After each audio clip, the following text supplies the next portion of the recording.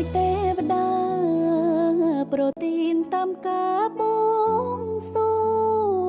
ងធ្លាប់បន់ផ្សងបងជួបលោកម្នាងល្អរួមដំណើរជាមួយក្នុងនាមគូស្រករស្មុំសកំតគ្នាដល់ចឹង